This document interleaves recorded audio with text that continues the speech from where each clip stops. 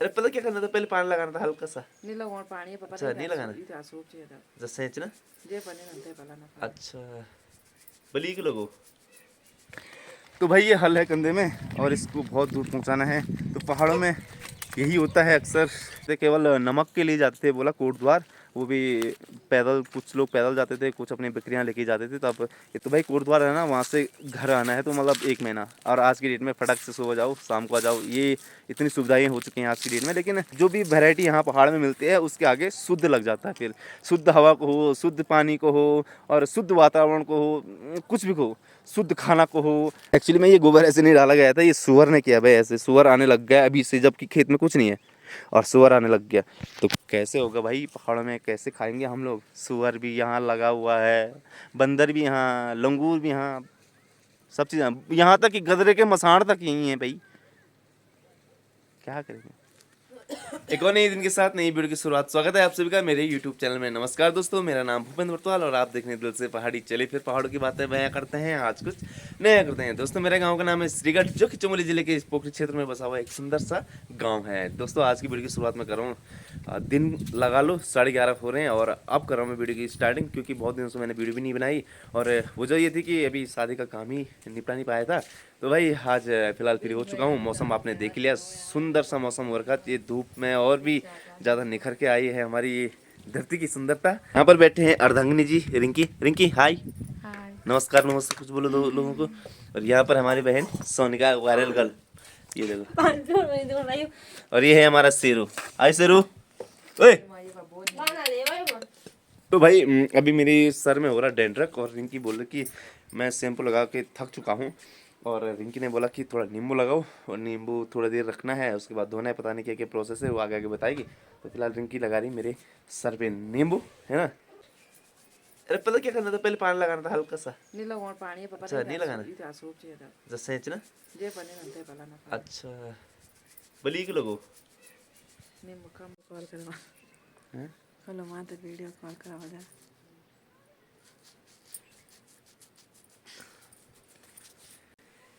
तो भाई हमारी छोटी बहन भी आ चुकी है हमारे घर में। हाँ ये है हमारी चाचा जी की लड़की, इसका नाम है त्रिशा। कई बार बता चुका हूँ आपको वीडियो में। बोली हाय कर, हेलो। ये तो ये बहुत अच्छी लगती है मेरे को, बहुत क्यूट है ना ये, क्यूट पहाड़न। अभी इसका एक वीडियो शूट करेंगे। अभी जब मेरी बहन सोनिका फ्री होगी तो वो इसके लिए एक सूट बनाएगी और उसके बाद हम इसका सूट में इसका शूट करेंगे।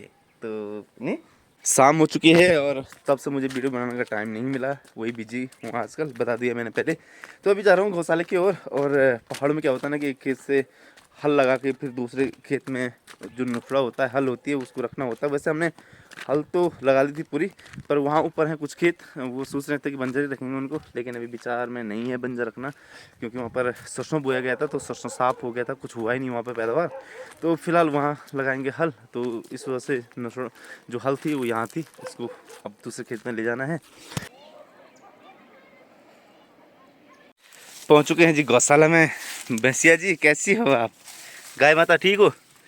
तो भाई यहाँ अंदर रखा हुआ है शायद, है या तो कुछ भी नहीं है भाई। मेरे प्रैंक हो गई मेरे साथ, अब फ़ोन करना पड़ेगा कहाँ रखा है। यहाँ लगाई थी हमने लास्ट हल, तो नुसड़ा भी यहीं पे रखा हुआ है। इसको नुसड़ा कहते हैं हमारी पहाड़ी भाषा में, बता भी चुका हूँ आप लोगों को।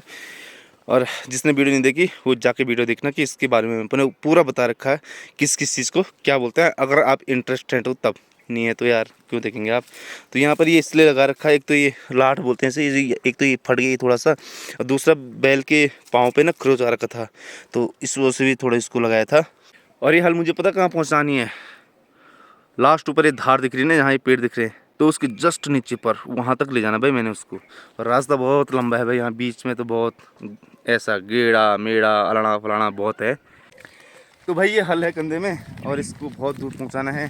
तो पहाड़ों में यही होता है अक्सर, कुछ भी चीज़ हमारे पास सुविधा नहीं होती है गाड़ी की, क्योंकि ऊंचे पहाड़ होते हैं, ऐसे सीढ़ीनुमा खेतों में घर होते हैं, तो ऐसी जगहों पर गाड़ी गुड़ी का जाना पॉसिबल है नहीं। तो हम ही लोगों को खुद ले जाना पड़ता है। अपने जो राशन वगैरह है कट्टों में भर के, या जो भी है सीमेंट से, या जो भी है सारा या तो खच्चर या तो इंसान के कंधों पर जाता है। कंधा बहुत थक गया था तो मैंने उसको अभी पार कर लिया यहाँ पर, तो हल को कुछ इस तरह से पार्क किया जाता है भाई। ये देखो पार्क कर रखा मैंने, बिल्कुल नीचे भी नहीं डुबा रखा इसको। ये देखो बिल्कुल ऐसे पार्क कर रखा है इसको। तो ये होती है इसको पार्क करने की ट्रिक। पहाड़ की सबसे बड़ी सच्चाई तो ये है, ये देख सकते हैं आप, ज़मीन है, ये ज़मीन वहाँ ऊपर से लेकर और यहाँ नीचे जो ये बड़ा खेत दिख रहा है इसके जस्ट नीचे तक ये पूरा हमारे खेत है। यहाँ पर ये पूरे हमारी ज़मीन है यहाँ तक।